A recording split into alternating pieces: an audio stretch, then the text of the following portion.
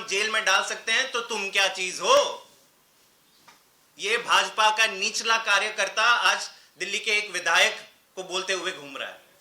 आज सुबह एक कॉल भी आया उन्हें और ये भी बोला गया, सेम ऑफर वहां पे भी दी गई। अच्छा, दूसरी चीज भी बताई गई उन्हें कहा कि खुद पे आते हो तो बहुत अच्छा, वरना ईडी सीबीआई छोड़ देंगे। और दूसरा, अगर आपके अपने साथ 10 और विधायक को लाते हो तो आपको मंत्री भी बना देंगे। वैसे भी राष्ट्रपति शासन आने वाला है। ये भाजपा के नीचे कार्यकर्ता जो है, निचले कार्यकर्ता, ये बोल रहे हैं।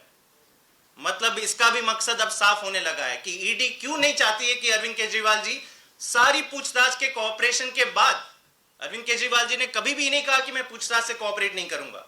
11 दिन तक आपने पूछताछ कर ली, आपके हाथ कुछ नहीं लगा, तो अब आपने ये खेल करना शुरू कर दिया।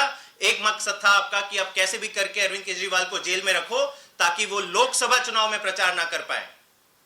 और दूसरी तरफ इनको यह लगता है कि एक अरविंद केजरीवाल को जेल में डाल देंगे तो इनके सारे विधायकों को डरा कर, धमका कर, पैसे देकर तोड़ देंगे। कुछ कुछ विधायकों को मंत्री के लिए उनको आश्वासन दे देंगे और इस तरह से राष्ट्रपति शासन आ जाएगा।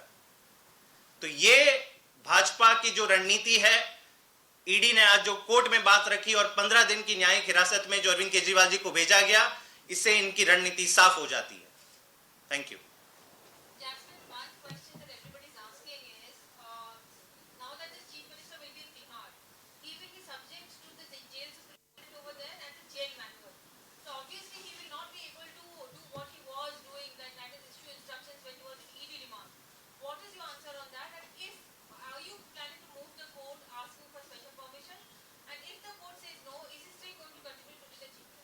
देखिए, भाजपा जब से 11 दिन से अरविंद केजरीवाल जी को जेल की कस्टडी में भेजा गया, पहले रिमांड में और अब जुडिशियल कस्टडी में, भाजपा एक दिन नहीं बीता जिसमें भाजपा के किसी बड़े मंत्री या नेता ने नहीं बोला है कि तुरंत इस्तीफा दें वरना हम राष्ट्रपति शासन लगाएंगे। भाजपा के कुछ लोग दिल्ली हाईकोर्ट भी पहुंच गए थे, पीआईएल फाइल कर दी कि सिटिंग चीफ मिनिस्टर को आप बर्खास्त कीजिए, ये कैसे गवर्न कर सकते हैं। मुंह की खानी पड़ी उन्हें। दिल्ली के हाईकोर्ट ने बोला कि अरे भाई, सिटिंग चीफ मिनिस्टर है, चुने हुए मुख्यमंत्री है, 62 सीट मिली है 60-70 में से, हम कौन होते हैं इनको अपने पद से हटाने के लिए। तो संविधान में ये कहीं नहीं लिखा है कि आप एक जब सिटिंग चीफ मिनिस्टर को फर्जी मुकदमे में जब आपने ऐसा जेल में डाला है, कोई ट्रायल तो शुरू ही नहीं हुई है, कन्विक्शन तो दूर की बात है, तो उनका संवैधानिक हक है कि उनको, और हक भी नहीं है, उनकी जिम्मेदारी है।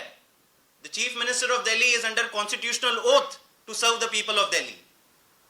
तो उसके लिए जो भी उचित लीगल कदम हमें उठाने पड़े वो जरूर उठाएंगे, लेकिन मुख्यमंत्री अरविंद केजरीवाल जी ही बने रहेंगे। चाहे ये जितने दिन अरविंद केजरीवाल जी को जेल में रखे, चाहे वो जितने कॉल आम आदमी पार्टी के विधायक को करे, जितनी भी ऑफर दे, एक विधायक नहीं टूटने वाला है आम आदमी पार्टी का।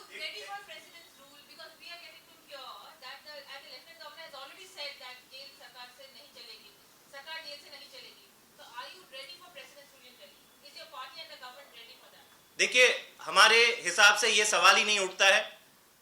संविधान में ऐसा कोई नियम कानून नहीं है कि unless and until you obtain a conviction, एक बैठे हुए मुख्यमंत्री को आप जेल में डाल दो और ये इमेजिन करो कि सरकार बदल जाएगी। और अगर भाजपा ये चाहती है कि आज देश, भाजपा का तो ये बड़ा षड्यंत्र है फिर कि जिस मुख्यमंत्री को आप नहीं हरा सकते चुनाव में, बहुत अच्छा ईडी का फर्जी केस लगा दो, उसको जेल में भेज दो और बोलो कि राष्ट्रपति शासन लगा देंगे। तो ये भाजपा का पूरा षड्यंत्र है और संवैधानिक हक है अरविंद केजरीवाल जी का मुख्यमंत्री के रूप में बने रहना और अपनी जिम्मेदारियां निभाना, वो निभाते रहेंगे।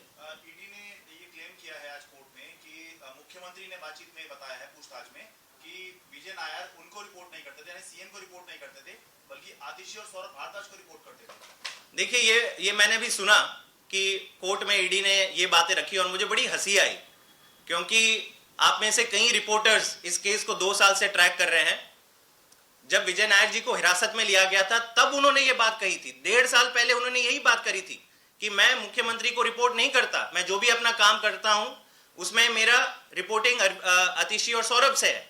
अब आज आप 1.5 साल बाद जब आपको कुछ नहीं मिला, तो ईडी ने सवाल पैदा होता है कि आज 1.5 साल बाद जो बयान लिखित में ईडी के पास खुद है वो 1.5 साल बाद क्यों उठा रहा है। मैं आपको उसका जवाब देता हूं।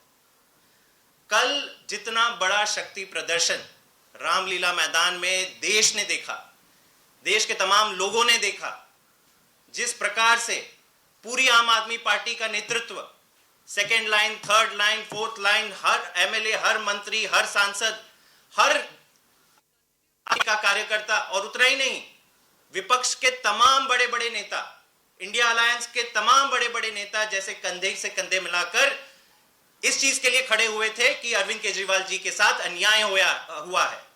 अरविंद केजरीवाल जी को ईडी और मोदी जी की सरकार रिहा करे। मेरे ख्याल से ये लोग पूरी तरह से बौखला गए। इन्होंने कभी ये सोचा नहीं था। उनकी तो यही मंशा थी शुरुआत से कि अरविंद केजरीवाल जी को जेल में डालो, 1 हफ्ते के अंदर पार्टी बिखर जाएगी। कितने बड़े बड़े भाजपा के नेता यही कहते घूम रहे हैं, अरे ये तो वन मैन पार्टी है, जैसे इनको जेल में डाला पूरी पार्टी बिखर जाएगी। अब कल से जब ये दृश्य पूरी देश ने देखे और उनको दिख गया कि यहां पे एक अरविंद केजरीवाल नहीं है, सैकड़ों अरविंद केजरीवाल हैं। सैकड़ों ऐसे नेता हैं कि एक अरविंद केजरीवाल को आप जेल में बंद करोगे, बाकी सारे अरविंद केजरीवाल उनकी जगह लेंगे, तब ये लोग बौखला गए हैं। और अब मैं ये दावे के साथ कहता हूं, इन दोनों हमारे वरिष्ठ नेताओं का नाम जो दिल्ली में भी मंत्री हैं, आतिशी और सौरभ भारद्वाज, उनका नाम इसीलिए गया है क्योंकि अब भाजपा